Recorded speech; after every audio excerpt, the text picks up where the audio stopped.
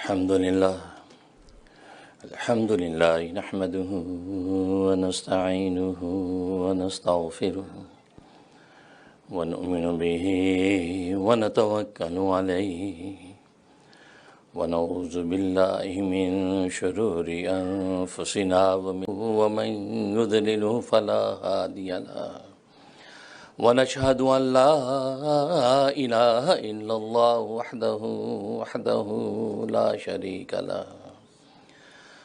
شريك له ولا نظير له ولا مثل له ولا مثال له سيدنا وسندنا وشفيعنا وشفيع أمرنا وحبيبنا وحبيب ربنا ومولانا محمد عبده ورسوله أرسله الله إلى كافة للناس بشيرا ونذيرا وداعيا إلى الله بإذنه وسراجا منيرا أما بعد فأعوذ بالله من الشيطان منيرا أما بعد فأعوذ بالله من الشيطان الرجيم بسم الله الرحمن الرحيم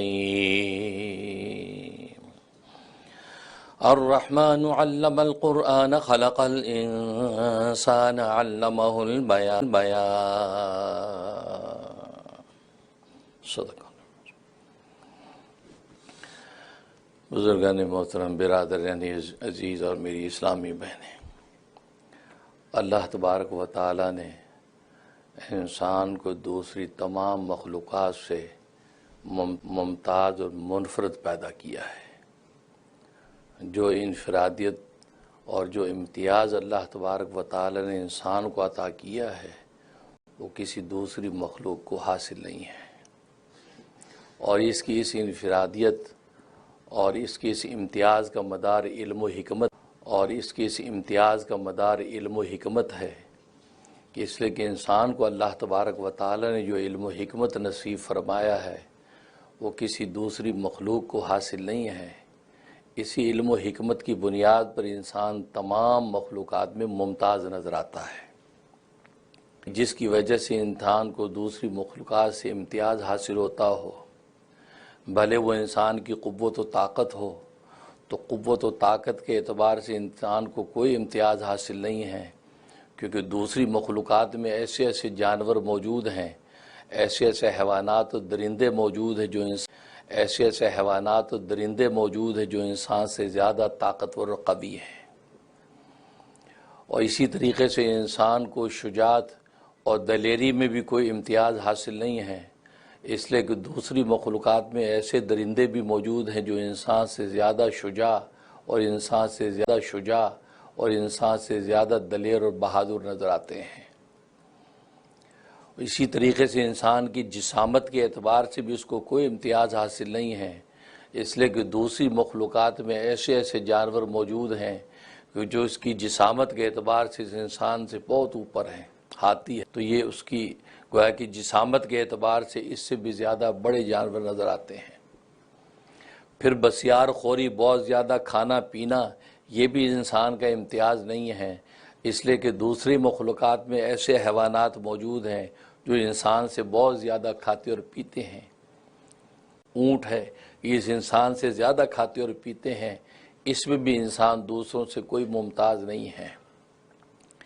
پھر انسان کے اندر اللہ تبارک و تعالی نے جنسی شہوت رکھی ہے، شہوت اور لذت کے اعتبار سے بھی انسان کے اندر کوئی امتیاز نہیں ہے۔ اس انسان سے زیادہ پرشہوت پرندے اور جانور ایسے موجود ہیں جو انسان سے زیادہ شہوت رانی کرتے ہیں۔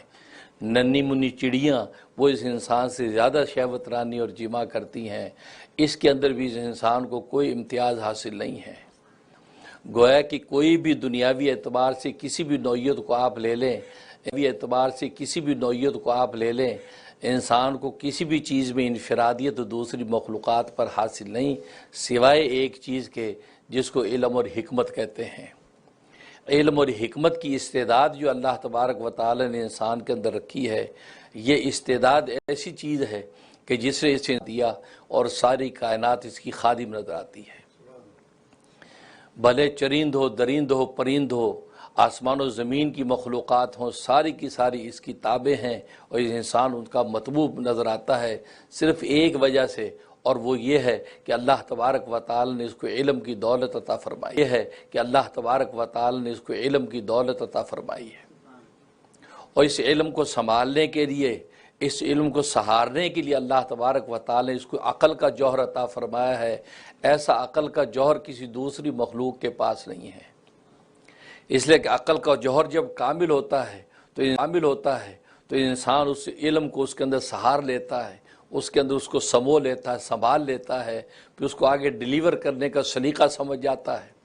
لیکن اگر عقل کے اندر فطور ہو، عقل اس کی ناقص ہو کر رہ جائے، تو پھر علم کو وہ سہار نہیں سکتا، اور علم کو دوسری جگہ ڈیلیور بھی کرنے کی تو علم و حکمت اللہ تبارک و تعالی نے انسان کو ایک ایسی دولت عطا کر رکھی ہے کہ جس کی وجہ سے انسان ساری کائنات کا مخدوم اور ساری کائنات اس کی خادم نظر آتی ہے۔ اس لیے خود حدیث میں اللہ تبارک و تعالی نے، خود حدیث میں سرکار دو عالم صلی اللہ علیہ وسلم نے علم کی انتہائی فضیلت بیان کی ہے۔ اور جیسا کہ آپ جانتے ہیں کہ پہلی وحی جب نازل ہوئی وہ اقرا کے لفظ سے نازل ہوئی، گویا کہ خود دین اسلام کے اندر علم کی اس قدر اہمیت ہے کہ پہلی وحی کا نزول ہوا تو فرمایا اقرا، پڑھ۔ صلی اللہ علیہ وسلم کو اقرا کا حکم دیا جا رہا ہے، حالانکہ سرکار دو عالم صلی اللہ علیہ وسلم پڑھے ہوئے نہیں ہیں، یعنی وہ امی ہیں۔ امی ہونے کا مطلب یہ ہے کہ آپ کا دنیا میں کوئی استاد نہیں ہے، ہاں اللہ تبارک و تعالی براہ راست آپ کی تعلیم و تربیت فرماتے ہیں۔ تو جب دنیا میں کوئی استاد، دنیا میں آپ نے کسی سے پڑھا نہیں ہے، تو اللہ تبارک و تعالی اپنے فرشتے کے ذریعے سے حکم فرما رہے اقرا، پڑھ۔ ایک تو یہ کہ اللہ تبارک و تعالی کو پتہ نہ ہوتا کہ یہ بندہ پڑھا ہوا ہے کہ نہیں پڑھا ہوا۔ میں اور آپ تو کسی ایسے بندے کو کہہ سکتے کہ یہ پڑھیے، وہ کہتا، آپ تو کسی ایسے بندے کو کہہ سکتے کہ یہ پڑھیے، وہ کہتا نہیں سر میں پڑھا ہوا نہیں، میں نہیں پڑھ سکتا، کیونکہ ہمیں علم غیب نہیں ہے، ہمیں پتہ نہیں کہ بندہ پڑھا ہوا ہے کہ نہیں۔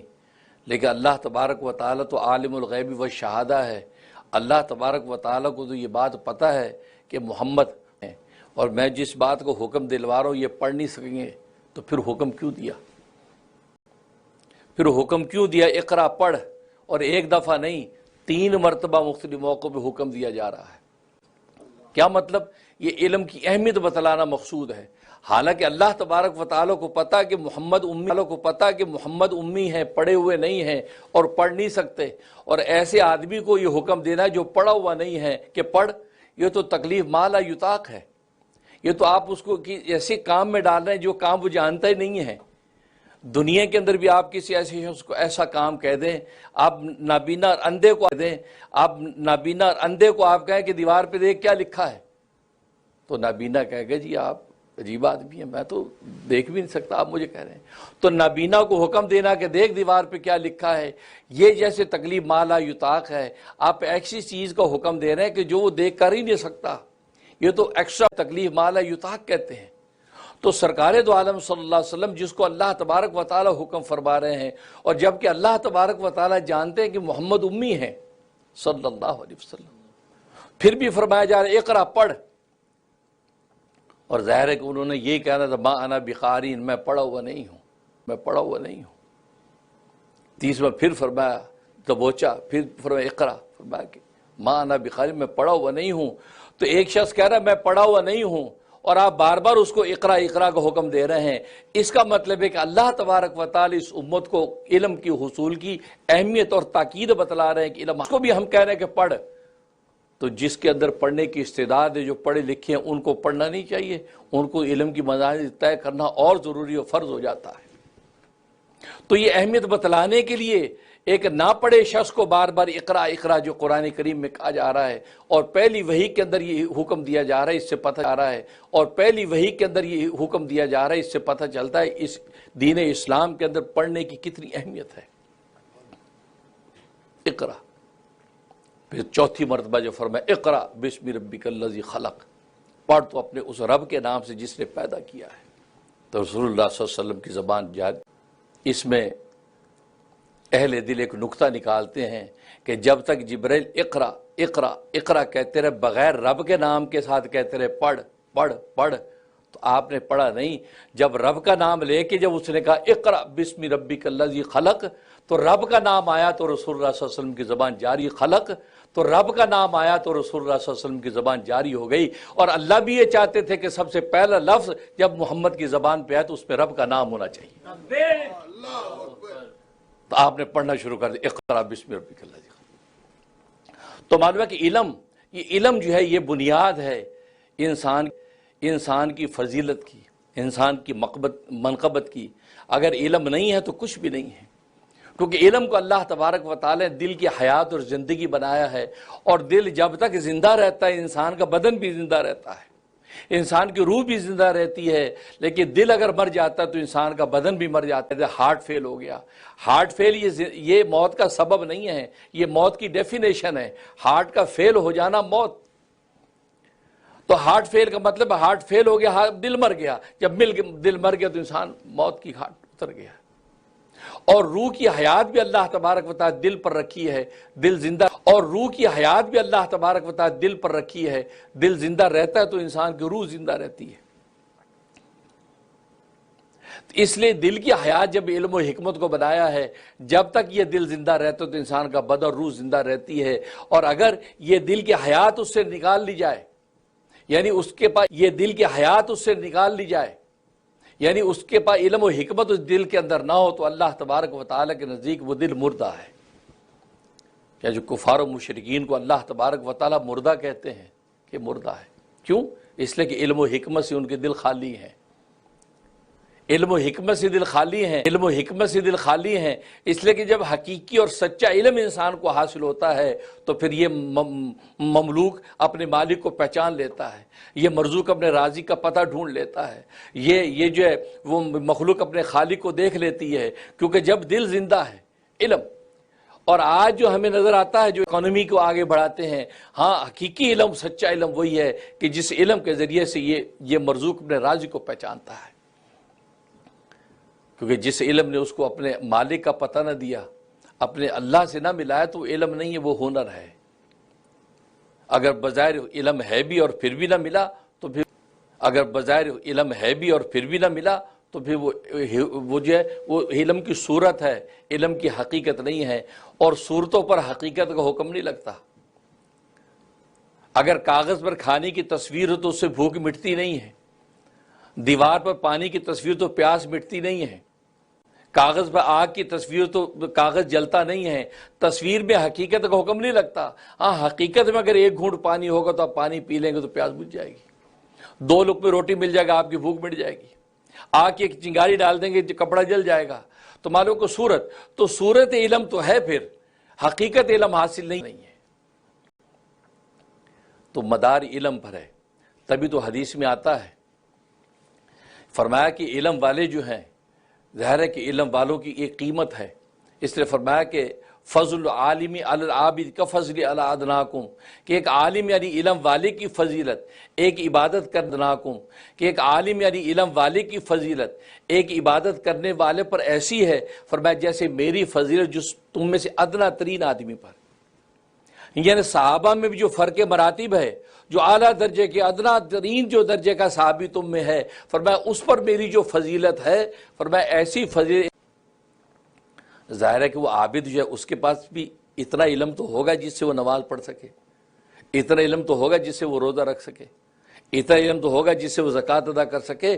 اس علم کو اللہ کے نبی نے اس درجے کا علم نہیں تسلیم کیا جس درجے کا علم ایک عالم کے پاس ہے، تفقہ فی الدین حاصل ہے، جو سے نماز کی بنیادی مسائل سے واقف نہیں بلکہ متباہر فی العلم ہے، علم کے پورے کے سمندر علم کے وہ ہڑپ کر چکا ہے۔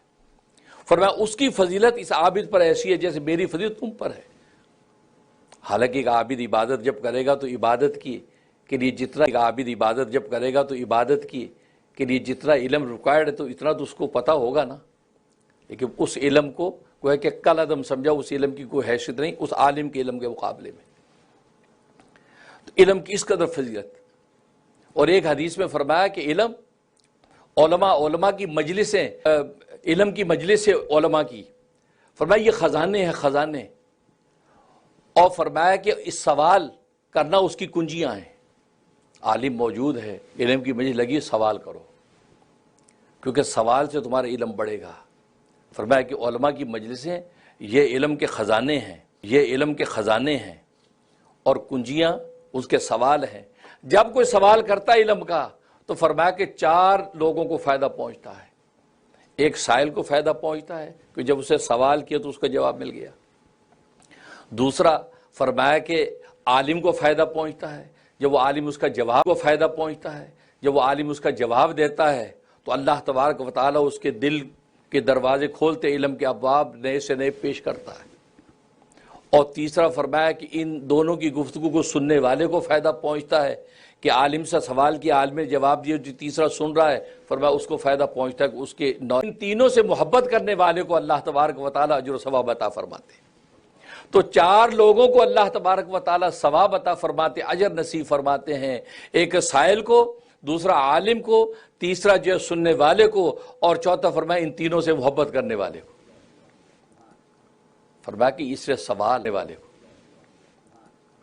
فرمایا کہ اس سے سوال، یہ سوال جو یہ علم کو بڑھاتا ہے، علم کو بڑھاتا ہے۔ اور خود سرکار دو عالم صلی اللہ علیہ وسلم جن کو اللہ تبارک و تعالیٰ نے علم اولین والآخرین نصیب فرما دیے، اس کے باوجود قرآن کریم میں حکم فرما قل، اے پیغمبر یہ دعا کیا کر ربی زدنی علما، اے میرے رب میرے علم میں اضافہ فرما۔ تو ابھی کون سا اضافہ باقی ہے؟ آپ تو علم کی آخری معراج تک پہنچے ہوئے ہیں۔ تو اس کا مطلب کیا ہے؟ مطلب اس کا یہ ہے کہ اللہ تبارک و تعالیٰ اپنے نبی کے ذریعے سے ہمیں یہ تعلیم دے رہے ہیں کہ تم اپنے علم پر کبھی مطمئن نہ ہونا۔ ایک نبی بھی یہ دعا کر رہا ہے ربی زدنی علما، اے میرے رب میرے علم میں اضافہ فرما۔ تم اپنے تھوڑے سے علم پر کیسے مطمئن ہو سکتے ہو؟ تم مرتے دم تک علم حاصل کرتے رہو۔ تو اس دعا کے اندر ہمیں علم حاصل کرنے کی طرف ربی زدنی علما، ربی زدنی علم میں اضافہ فرما۔ اور ربنا زدنا علما نہیں فرمایا، اضافہ فرما۔ اور ربنا زدنا علما نہیں فرمایا کہ نبی کو یہ کہا جائے ربنا زدنا علما کہ تاکہ امت بھی شامل ہو جائے۔ نہیں، آپ اپنی بات کریں، آپ اپنے علم کی اضافے کی بات کریں تاکہ امت یہ سمجھے کہ سرکار دو عالم صلی اللہ علیہ وسلم جن کو علم الاولین والآخرین عطا کر دیے گئے، اس کے باوجود ان کو دعا کر، تو پھر میری اور آپ کی حیثیت کا ہمیں تو ضرور دعا کرنی چاہیے۔ بلکہ تو میں تو کہا کر تو 101 دفعہ روز تسبیح کیا کرو ربی زدنی علما کی بھی۔ آپ یہ سوچتے میں نے ماسٹر کر لیا، میں ڈاکٹریٹ کر لیا، میں عالم دین بن گیا، مفتی بن گیا ہوں، بس اب کیا ضرورت ہے؟ میں تو علماء سے اب زدنی علما، ربی زدنی علما، ربی زدنی علما 101 دفعہ، 101 دفعہ تو میں آپ کو کہہ رہا ہوں، میں خود تو ہزاروں دفعہ پڑھتا ہوں۔ آپ کو کہہ رہے 101 دفعہ تو پڑھ لو، میں تو ہزاروں دفعہ روز تسبیح کرتا ہوں ربی زدنی علما، ربی زدنی، علم میں اضافہ فرما۔ اس لیے کہ علم کی اتنی منزل۔ تو نبی کریم صلی اللہ علیہ وسلم کو جب بتا دیا کہ یہ ربی زدنا علما کی دعا کر، تو اس کا مطلب علم کی کس قدر فضیلت ہے۔ اور ایک حدیث میں فرمایا کہ علماء کی مجلسیں، علماء کی مجلس کے اندر حاضر ہونے پر اتنا اجر و ثواب ملتا ہے، اتنی بڑی فضیلت ہے۔ فرمایا کہ 1000 میں شرکت کرنے سے بھی افضل اور 1000 مریضوں کی عیادت کرنے سے بھی افضل ہے کہ تم ایک عالم کی مجلس کے اندر شرکت کیا کرو۔ اندازہ کرو، آج ہم تھوڑی سی اپنی تسبیح پر مان ہیں، عالم کی مجلس ہو رہی ہے، آپ ہم تسبیح میں لگے ہوئے ہیں، نفلوں میں لگے ہوئے ہیں، اپنے اس میں لگے ہوئے کہ جو کوئی نہیں مولوی صاحب جو باتیں کوئی نہیں مولوی صاحب جو باتیں کرے مجھے پتہ ہی ہے۔ نہیں، نبی فرما رہے، حدیث امام غزالی رحمۃ اللہ حدیث نقل کر رہے ہیں، ایک عالم کی مجلس کے اندر حاضری 1000 رکعت نماز پڑھنے سے افضل، اور 1000 جو ہے وہ مریضوں کی عادت سے افضل۔ جبکہ ایک مریض کی عادت کے بارے میں صحیح حدیث آپ نے سن رکھی ہے کہ جب کسی مریض کے بعد عادت کرنے آپ جاتے ہیں تو فرمایا کہ آپ جب وہاں مریض کی عادت کے لیے جاتے ہیں اور گھر آتے ہیں، فرمایا کہ فرشتے 70,000 فرشتے واپس گھر آنے تک آپ کے لیے مغفرت کی دعا کرتے ہیں۔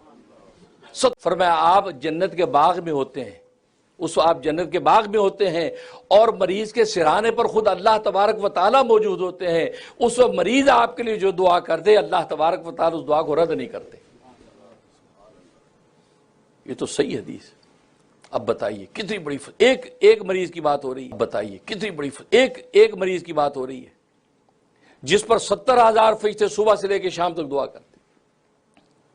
تبھی تو میں کہا کرتا ہوں جو ڈاکٹرز ہیں، ڈاکٹروں کو کہا کرتا ہوں جب تم راؤنڈ پہ نکلتے ہو مریضوں کو دیکھنے تو عیادت کی نیت کر لیا کرو کہ میں ان کی عیادت کے لیے جا رہا ہوں۔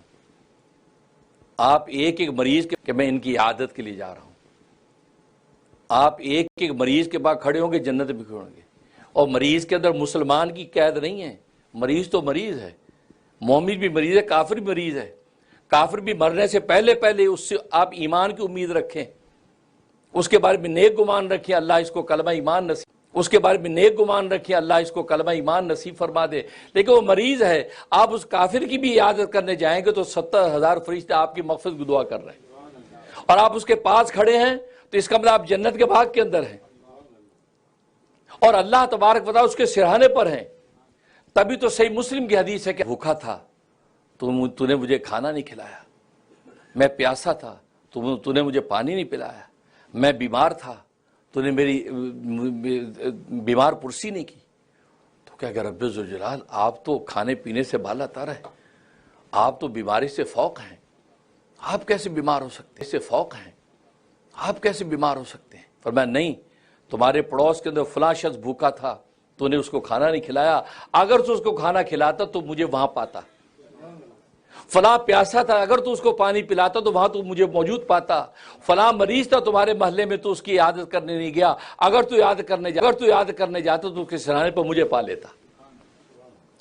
تو گویا کہ اللہ تبارک و تعالی اس مریض کی عادت کو اپنی عادت قرار دیا کہ میری بیمار پرسی آپ کر رہے ہیں، یعنی اس سے آپ اندازہ کریں تو ایک مریض کی عادت، اور یہاں اس حدیث میں کیا فرمایا 1,000 مریضوں کی عادت آپ نے کی، اس پر جو آپ کو زیادہ نصیب ہوتا ہے۔ بخاری کی حدیث ہے، نبی کریم صلی اللہ علیہ وسلم ایک سفر میں تھے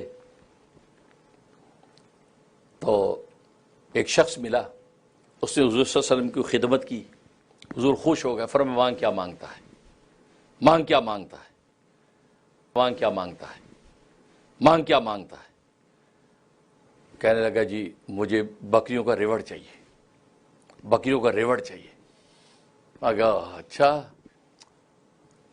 تو نے تو ایسی عقل بھی نہیں رکھی جو موسیٰ کے زمانے کی بڑھیا کو عقل تھی، تجھے تو وہ بھی عقل نہیں جو کہ جی نہیں جی مجھے بس بکریوں کا ریوڑ چاہیے، غلہ چاہیے، 2 وقت کی اچھا ٹائم گزر جائے۔ حضور نے دعا فرما دی، بکریوں کا ریوڑ دے دیے، گندم دانے دے دی۔ دیکھو حضور افسوس کیا کہ اس آج اتنی بڑی بات میں نے کہہ دی، مانگ کیا مانگتا ہے؟ اس نے کیا مانگا؟ بکریوں کا ریوڑ۔ جیسے ذہنی سطح جتنی آج ہمیں بھی کوئی پوچھ لے کہ مانگ کیا مانگتا ہے، آپ جی پروموشن ہو جائے میری، میں ہیڈ بن جاؤں کمپنی کے بعد دعا کرتے ہیں، یہی کریں جی میں ڈاکٹر بن رہا ہوں، دعا کریں ڈاکٹر بن جاؤں، یہ مانگیں گے ہم، کیونکہ ہماری ذہنی سطح یہی ہے، ٹھیک ہے نا؟ یہ چھوٹے بچے نادان کو اگر بیٹا مانگ کیا مانگتا، وہی کہہ کہ ابو مجھے آج چاکلیٹ لے، ٹھیک ہے نا؟ یہ چھوٹے بچے نادان کو اگر بیٹا مانگ کیا مانگتا، وہی کہہ کہ ابو مجھے آج چاکلیٹ لے دیں، یہی کہہ کہ چاکلیٹ تک دماغ ہے ہمارا، ہم بھی ہمارے دماغ بھی ڈالر تک ہے۔ تو اس شخص نے یہ کہا کہ مجھے بکریوں کا ریوڑ چاہیے، آپ نے کہا ہو تجھے تو اتنی بھی عقل نہیں تھی جتنی موسیٰ السلام کے زمانے کی بڑھیا کو تھی۔ خیر بات اب جیسے ابھی میں بس سوال سے علم بڑھتا ہے، تو جب وہ آدمی چلا گیا تو پوچھا صحابہ اکرام رضوان اللہ علیہم اجمعین، یا رسول اللہ وہ بڑھیا کا قصہ کیا ہے، وہ موسیٰ السلام کی بڑھیا کا کیا قصہ ہے؟ آپ مسکرائے۔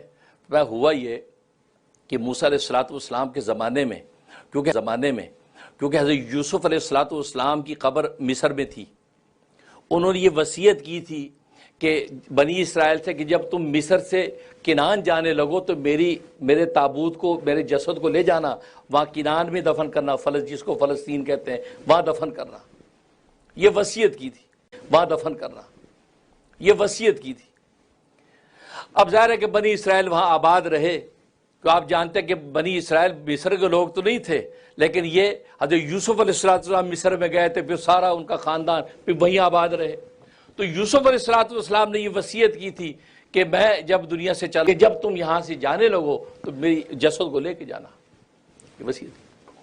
اب موسیٰ علیہ السلام جب فرعون کے پنجہ ظلم سے آزاد ہو گئے، بنی اسرائیل کو وہاں سے لے کے چلنا تھا، تو وصیت یاد آ گئی کہ یوسف السلام نے وصیت کی تھی کہ میرے جسد کو لے کے جان، اب جسد ہے کہاں؟ جسد کو لے کے جان، اب جسد ہے کہاں؟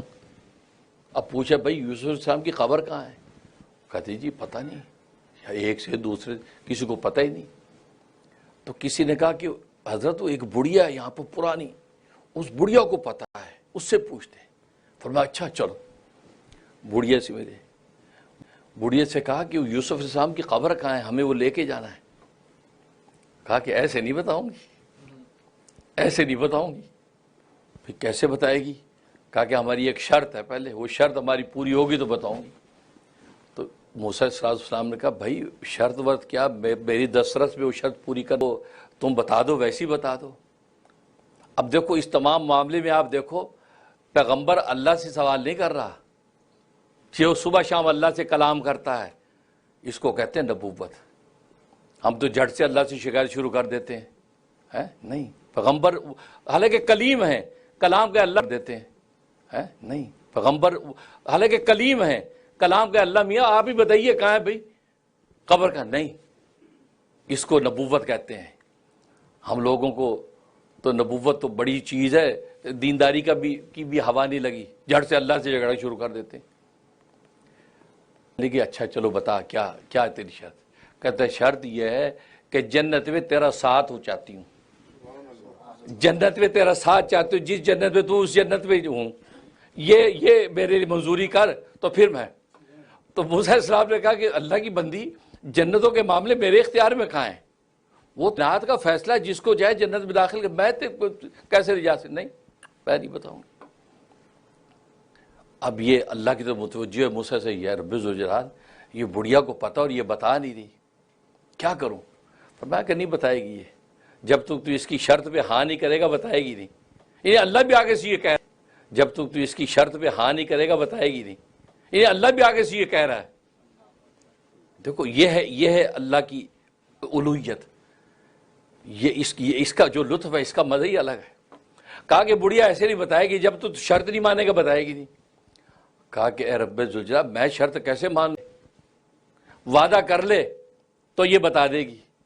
کہا کہ اے رب ذوالجلال پھر آپ اوکے کرے پھر وعدہ کرتا ہوں۔ کہا کہ میری طرف سے اوکے، تو وعدہ کر لے تو یہ جگہ بتا دے گی۔ اللہ تبارک و تعالیٰ اپروول دے دی کہ وعدہ کر لے، اب اسے وعدہ کیا بڑھیا میں وعدہ کرتا ہوں جنت میں تو میرا ساتھ ہوگا، مجھے بتاؤ میرے ساتھ۔ چلی دریائے نیل کے قریب گئی، وہاں ایک کنارے کے پاس سے جگہ تھی جیسے پانی جس کے اوپر سے بہ رہا ہے، فرمایا کہ یہاں پر ہے۔ وہاں سے کھودا تو اندر سے اس تابوت نکلا ہے، کیونکہ دفن کرنے والوں نے اس جگہ دفن کیا تھا کہ امانتوں چونکہ لے کے جانا ہے تو ٹھنڈی جگہ ہوگی، پانی بہتا رہے گا تو وہاں لے کے جانا ہے تو ٹھنڈی جگہ ہوگی، پانی بہتا رہے گا تو وہاں ٹھنڈک رہے گی، کسی قسم کی کوئی تکلیف نہ ہو، تو وہ اس لیے وہاں سے اٹھا کے جو ہے انہوں نے تابوت نکالا اور آپ کے جسد کو لے کے آئے۔ اب دیکھو اس کی طرف نبی پاک صلی اللہ علیہ وسلم نے اشارہ کی اس حدیث میں کہ تجھے تو اتنی بھی عقل نہیں جتنی اس بڑھیا مانگا، جنت کا ساتھ مانگا، کاش تو بھی جنت کا ساتھ مانگتا تو جنت کا ساتھ بھی ملتا اور دنیا تو تیرے قدموں میں ہوتی۔ اس کو کہتے ہیں کہ بادشاہوں کے بادشاہ کا دامن تھام لو، بادشاہ قدموں میں ہے۔ آج ہم کیا کرتے ہیں امام رومی کے بقول کہ کائنات حسن پر ادھر گرتے ہیں ادھر گرتے ہیں، رب کات حسن پر ادھر گرتے ہیں ادھر گرتے ہیں، رب کائنات کا دامن تھامتے نہیں جو سارا حسن اپنے دل کے اندر تمہیں خود بخود اتار دے گا۔ پھر نگاہ جھکاؤ گے تو باغ و بہار کے لطف اٹھاؤ گے، دل میں ہے تصویر یار جب ذرا گردن جھکائی دیکھ لی، لطف آئے گا۔ تو حقیقت یہ ہے، تو یہ بات وہی تو مانگنا کیا اللہ تبارک و تعالیٰ، تو جو علم اللہ تبارک و تعالیٰ کا پتہ دے دیتا ہے تو اس کا مطلب یہ حقیقی علم ہے جس نے آپ کو منزل پہ پہنچا دیا۔ اس لیے فرمایا کہ علماء کی مجلسیں، اس کے اندر شرکت، فرمایا 1000 رکعت نفل سے افضل، 1000 جنازوں میں شرکت سے افضل، 1000۔ جب یہ بات کی تو صحابہ اکرام اٹھ کے بیٹھ گئے کہ یا رسول اللہ قرآن کی تلاوت سے بھی افضل، یعنی جنازوں سے تو افضل ہے، عادت سے افضل ہے، نوافل، کیا قرآن کی تلاوت سے بھی افضل ہے؟ فرمایا کہ اے میرے صحابہ بتاؤ کیا قرآن بغیر علم کے مفید ہے؟ کیا بتاؤ کیا قرآن بغیر علم کے مفید ہے؟ کیا قرآن بغیر علم کے مفید ہے؟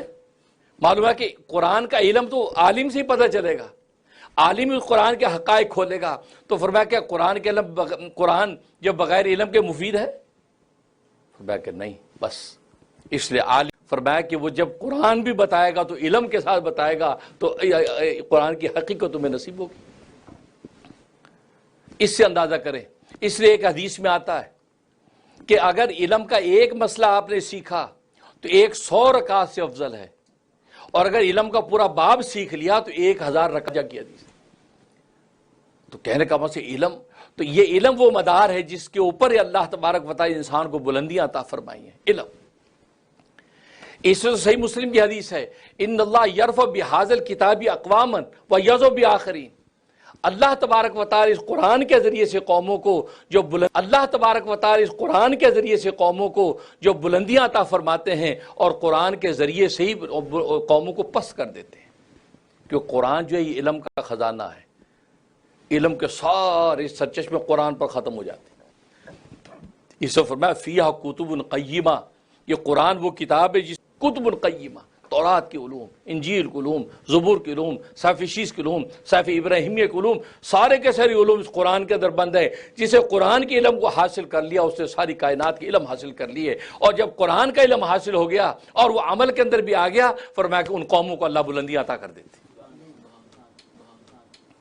آج امت پست کیوں نظر آتی ہے؟ اس کی بنیاد صرف قرآن، کہ قرآن نے یضع بآخرین، قرآن نے ہمیں گرا رکھا ہے، کہ من حیث الامہ من حیث القوم قرآن کے ساتھ ہمارا رشتہ قوی نہیں ہے، نہ تلاوت کے اعتبار سے، نہ تجوید کے اعتبار سے، نہ تعلیم کے اعتبار سے، نہ تجوید کے اعتبار سے، نہ تعلیم کے اعتبار سے، نہ اس پہ عمل کے اعتبار سے قرآن کا رشتہ ہمارا کمزور۔ جب کمزور رشتہ ہے تو ظاہر ہے کہ قرآن کی نیچر اللہ کے نبی نے بتا دی کہ ان اللہ یرفع بہذا الکتاب اقواما، اس قرآن کے ذریعے سے اللہ تبارک و تعالیٰ قوموں کو بلندیاں عطا کرتے ہیں اور قرآن کے ذریعے سے پست۔ تو اس لیے فرمایا کہ علم جو ہے یہ، اور اہل علم کی مجلس ہے، فرمایا یہ خزانے ہیں، اسی سے تمہیں بلندیاں ملنی ہیں، یہیں سے سارے راستے کھلنے ہیں۔ لیکن آج آپ دیکھتے ہیں، امام غزالی رحمۃ اللہ لکھا ہے کہ بعض اہل دانش فرماتے ہیں کہ جس نے علم حاصل نہیں کیا اس کو کیا ملا؟ سوالیہ نشان۔ جسے علم حاصل نہیں کیا اس کو کیا ملا؟ اور جس نے علم حاصل کر لیا اس کو کیا نہیں ملا؟ بہت بڑی بات کی۔ جسے علم حاصل نہیں کیا اس کو کیا ملا؟ اور جسے علم حاصل کر لیا اس کو کیا نہیں ملا؟ اس لیے کہ پھر اس کو سب کچھ ملتا ہے، اس کے قدموں میں آتا ہے، قدموں میں آتا ہے۔ عبداللہ ابن عباس رضی اللہ تعالیٰ فرماتے ہیں کہ میں جب طالب علم تھا، علم حاصل کر رہا تھا تو ذلیل تھا۔ لوگ کہتے کیا بن رہا، مولوی بن رہا، مولوی بن رہا۔ لوگ ہنستے تھے ذلیل، جیسے آج مولویوں کو، طالب علموں کو ذلیل سمجھتے۔ جب مولوی بن رہا تھا فرمایا ذلیل تھا، لیکن جب مولوی بن گیا اور لوگ جب آ کے مجھ سے مسائل پوچھنے لگے تو میں باعزت ہو گیا، اللہ نے مجھے عزیز بنا دیا۔ لوگ میرے دروازوں پہ انتظار کرتے تھے کہ مولانا آئے تو ان سے سوال پوچھے، لوگ میرے دروازوں پہ انتظار کرتے تھے کہ مولانا آئے تو ان سے سوال پوچھے۔ عبد الرحمن ابن ابی لیلہ فرماتے جو ان کے شاگرد، فرماتے عبداللہ ابن عباس، اللہ اکبر، وہ جب مسائل بتانے کے لیے مسجد میں بیٹھتے تھے، چہرہ دیکھتے ایسا حسین چہرہ، حسین شخصیت، گفتگو کرتے تو فصاحت و بلاغت، فتویٰ لیا جاتا تو اس طرح علم پیش کرتے ایسا لگتا کہ ان سے بڑا کوئی عالم نہیں ہے۔ ظاہر ہے کہ رسول اللہ صلی اللہ علیہ وسلم کی رشتہ دار ہیں، اہل بیت میں سے، حسن و جمال اللہ نے ان کو عطا کیا، وجاہت شخص عطا کی۔ فرمایا کہ بات کرتے فصاحت، صورت دیکھو تو حسن و جمال، اور علم فتویٰ دیتے تو فرمایا ان سے بڑا عالم کوئی نہیں۔ تو علم نے کہا کہ مجھے معزز کر دیا۔ تو کہنے کا مطلب علم جو ہے یہ کیا، پھر علم ملنے کے بعد کیا نہیں ملتا؟ سب ملتا ہے، کسی چیز کے اللہ کمی چھوڑتے نہیں۔ لیکن بات وہ یہ ہے، جیسے کہ حدیث میں آتا ہے کہ آج ہم حرج اور مرج کا شکار ہیں۔ حدیث میں آتا ہے کہ آج ہم حرج اور مرج کا شکار ہیں، حرج اور مرج کا شکار ہیں۔ فوائد الفواد میں خواجہ نظام الدین اولیاء رحمۃ اللہ علیہ کے حوالے سے حدیث نقل کی ہے کہ رسول اللہ صلی اللہ علیہ وسلم نے فرمایا کہ میرے بعد امت کے 5 طبقے بن جائیں گے، 5 طبقے ہوگا۔ دوسرا طبقہ بر و تقوی کا ہوگا، تیسرا طبقہ تواصل و تراحم کا ہوگا، چوتھا طبقہ تقاط و تدابر کا ہوگا، اور 5واں طبقہ حرج اور مرج کا ہوگا۔ کیا مطلب؟ پہلا طبقہ علم و مشاہدہ کا ہوگا، یہ سے مراد صحابہ کا طبقہ، یا علم کی موشگافیاں، جیسے میں نے بتایا کہ صحابہ علم حاصل کر رہے ہیں، نبی سے علم حاصل کر رہے ہیں، آگے علم پہنچا رہے ہیں، یہ علم و معرفت۔ عبداللہ بن عباس جیسا آدمی علم حاصل کر کے اس معراج پہ پہنچ رہا ہے، تو فرمایا کہ علم و مشاہدہ کا طبقہ۔ اور نبی پاک صلی اللہ علیہ وسلم جب فضیلتیں بیان کر رہے علم کی کہ علم کی کہ طالب علم علم حاصل کرنے جاتا ہے تو آسمان کے فرشتے برکت کے لیے اس کے پاؤں کے نیچے پر بچھاتے ہیں۔ تو فرمایا یہ علم و مشاہدہ صحابہ۔ دوسرا طبقہ فرمایا کہ بر و تقوی کا ہوگا، یہ تابعین کا زمانہ ہے کہ تابعین جو ہے یہ نیکی اور تقوی کی بلندیوں پہ کہ اللہ تبارک و تعالی ان کو صحابہ کے ساتھ ہی شامل کر دیا، مطلب ان پر بھی اللہ تبارک و تعالی نے اپنی رضا کے پروانے جاری کر دی۔ اور تیسرا طبقہ فرمایا تواصل و ترحم کا ہوگا۔ تواصل و ترحم کا مطلب یہ ہے، فرمایا کہ اگر دو بندوں میں دو مسلمانوں میں دنیا مشترک ہوگی کہ اس کا حصہ بھی اس کا حصہ بھی ہے، دو کا حصہ ہے، تو دونوں ایک دوسرے کی طرف نہیں کھینچیں گے، بلکہ دوسرا اگر کھینچنے لگے گا تو یہ اس کو ڈھیلا چھوڑ دے گا، دنیا اس کے بعد جاتی ہے تو جانے دو۔ یہ ایسے دل ہوں گے، مشترک حصہ ہوگا، دوسرا کھینچنا چاہے گا تواس اس کو چھوڑ دے گا، دے دے گا۔ اور ترحم کا مطلب یہ ہے کہ اگر دو میں مشترک نہیں، اکیلے اس کے پاس آ جائے گی دنیا، تو یہ دنیا دوسرے مسلمانوں پہ بانٹ دے گا، ان کو دے دے گا، بیواؤں کو، غریبوں کو، یتیموں کو بانٹے گا۔ تو تواصل اگر اسی کے پاس ساری دنیا آ گئی تو یہ پھر انہی پر بانٹ دے گا۔ جیسے بایزید بستامی رحمۃ اللہ علیہ، یہ واقعہ میں جب بھی پڑھتا سنتا ہوں بہت روتا ہوں۔ عجیب بات فرمائی۔ بایزید بستامی فرماتے کہ مجھے کبھی کسی نے لاجواب نہیں کیا۔ فرماتے کہ مجھے کبھی کسی نے لاجواب نہیں کیا، ایک بلخ کے نوجوان نے مجھے لاجواب کر دیا، بلخ کے نوجوان نے لاجواب کر دیا۔ بلخ کون ہے؟ ابراہیم ادم بلخی، وقت کا بادشاہ، جو بادشاہ کو ٹھوکر مار کے ولایت پا لی، فقیری اختیار کی۔ یہ اس ایک اللہ کے ولی سے کیسی تربیت ہوئی، ایک نوجوان بول رہا ہے، کیا کہہ رہا ہے؟ بایزید بستامی سے پوچھا کہ چچا جان زہد کسے کہتے ہیں؟ زہد کسے کہتے ہیں؟ بایزید بستامی فرماتے ہیں میں نے کہا زہد اسے کہتے ہیں کہ مل جائے تو شکر تو صبر کرے۔ زاہد کی گویا کہ تعریف کی کہ مل جائے تو شکر کرے، نہ ملے تو صبر کرے۔ تو بایزید بستامی فرماتے ہیں اس نوجوان نے مجھے عجیب بات کی، کہا کہ چچا جان یہ شان تو بلخ کے کتوں کو بھی حاصل ہے کہ ان کو مل جائے تو شکر کرتے ہیں، کہ کتوں کو بھی حاصل ہے کہ ان کو مل جائے تو شکر کرتے ہیں، نہ ملے تو صبر کرتے ہیں۔ یہ کیا زہد ہوا کہ مل جائے تو شکر کریں؟ یہ تو کتے کو مل جائے وہ بھی پاؤں چاٹتا ہے، نہ ملے وہ بھی چوکھٹ پہ جب خاموش پڑا رہتا ہے۔ یہ کیا شان ہوئی انسانوں کی؟ یہ تو ایک حیوان کو بھی حاصل ہے۔ کہا کہ اس کو کہتے ہیں نہ ملے تو صبر کرے، مل جائے تو اوروں کو دے دے۔ اللہ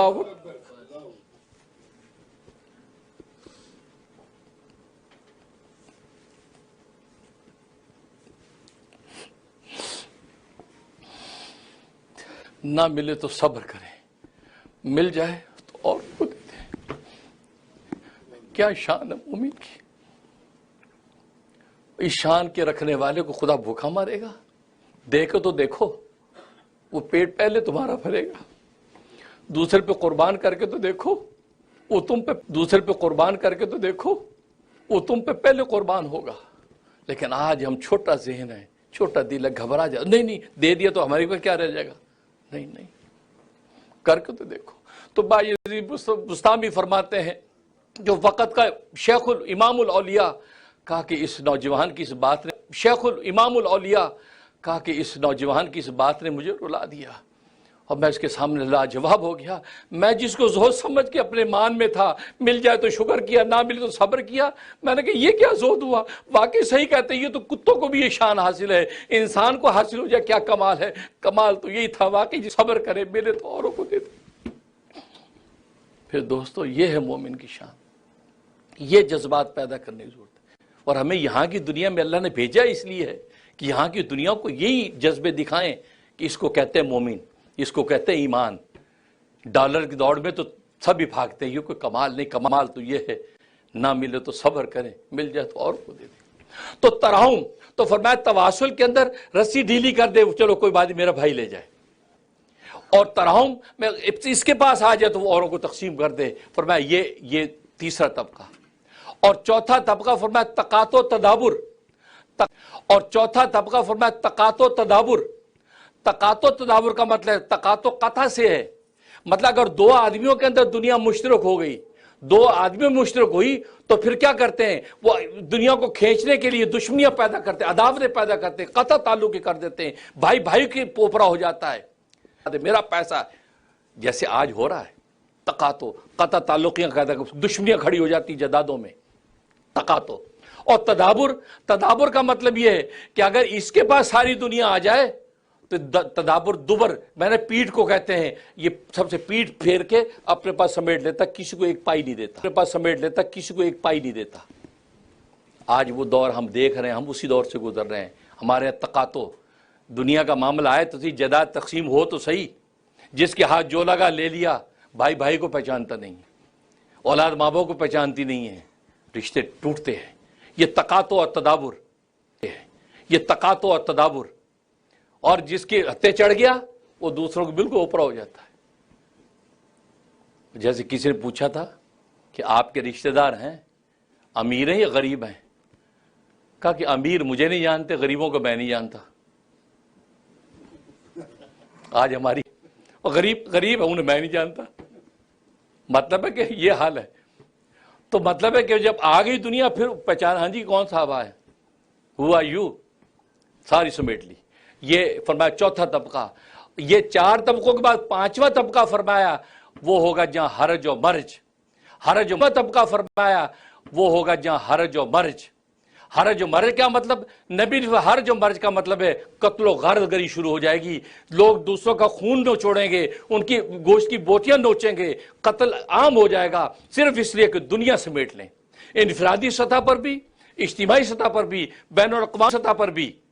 यहां तक कि आज आप फलस्तीन और इजराइल की जंग दे, किस बात का? ये हरज और मर्ज है, दुनिया समेट लें, सल्तनत बढ़ा लें, अपनी कब्र से भी बड़ी दुनिया समेट लें, ये भी इलाका हमारा हो जाए, वो इलाका भी हमारा हो जाए। भाई जाओगे कहाँ? इतनी 1.5 फीट के कब्र में लोगों को कब्र भी नसीब नहीं होती, वो जला के खाक करके एक डिबिया में बंद कर देते हैं, है ना?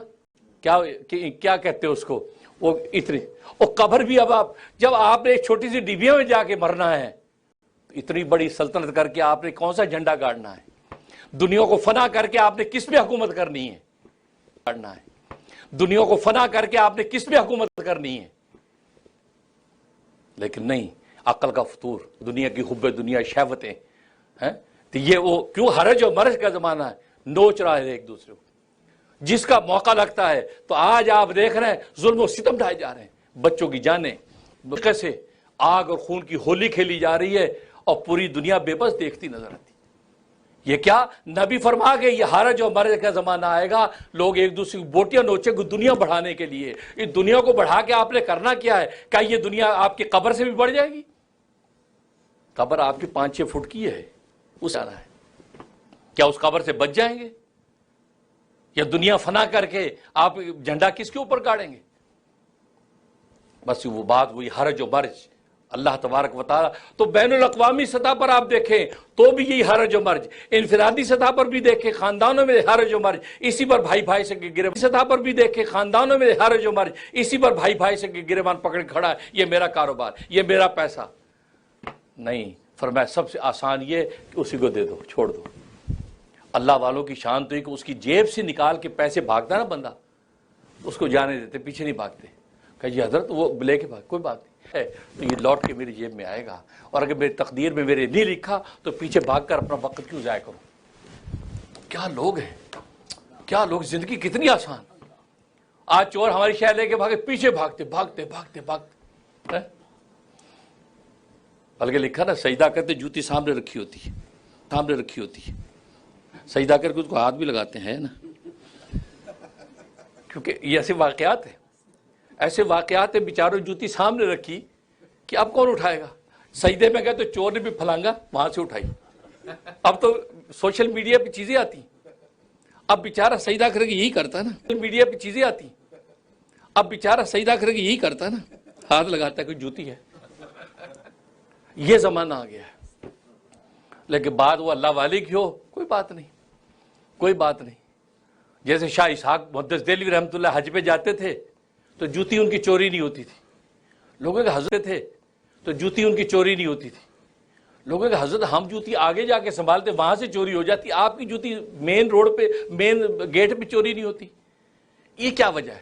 کہا کہ میں اصل میں جب جوتی اتارتا ہوں یہ نیت کرتا ہوں چور کے لیے حلال ہے، میں یہ نیت کرتا ہوں. اور چور کو حلال مال اس کے نصیب میں نہیں ہوتا، خان ہو جائے گی اور اللہ قدموں میں دولتیں بھی ڈال دیں گے اور آپ کے ذہنی سکون اور خدا کی عبادت کا مزہ بھی آ جائے گا. اللہ سے دعا ہے کہ اللہ تبارک و تعالی عمل کرنے کی